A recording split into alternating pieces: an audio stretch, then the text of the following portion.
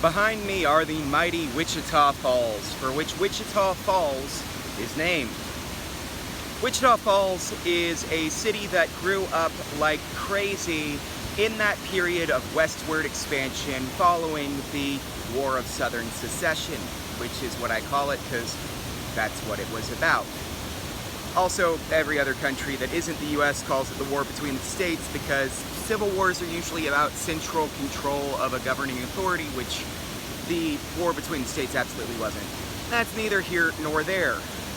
But after that war, whatever we want to call it, ended, there was money to be made in the West. Railroads began to extend their iron snakes all around, and they established points of trade along existing natural amenities. Behind me is what at one point was good enough to be a navigable river. Now, navigable rivers stop being navigable where you have falls. That means you've got to get up, get your stuff off your boat, or actually move your boat itself, and figure out a way around. If you're taking stuff off a boat, you might even transfer it to a horse cart. So you need a large supply of laborers to move goods off of the boat, onto boats. This is called portage. A lot of large cities in the world are and were portages. Kinshasa is probably the largest one on earth. That's in Democratic Republic of Congo, and also is where some other huge, dangerous water features are.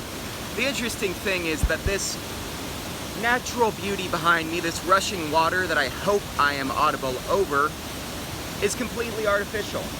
There is a plaque that says it was donated by the Mr. Concrete of Wichita Falls, which I think his last name wasn't Concrete, but that was his whole deal. And the thing is that Wichita Falls, the one that Wichita Falls was here for, washed away in a flood, because nature doesn't really care why you built your town where you did. See also Hurricane Katrina, or whichever hurricane basically ended Galveston's reign of prominence. But this happened not in the 1900s or not in the 2000s in a majority black city. It happened somewhere people actually wanted to rebuild. So they built another Wichita Falls. This is not where the other one was. I don't know why they chose this point along the river. I don't think that the river's up there. I'm pretty sure they just pump it up and it's an electrically powered falls. I guess that what happened was when the falls was washed away, the town couldn't really be okay with being called Wichita Falls without having a Wichita Falls. And it is really a testament to the stubbornness of the American spirit, where we've decided to keep somewhere going that no longer has its natural reason for being, because it's already there.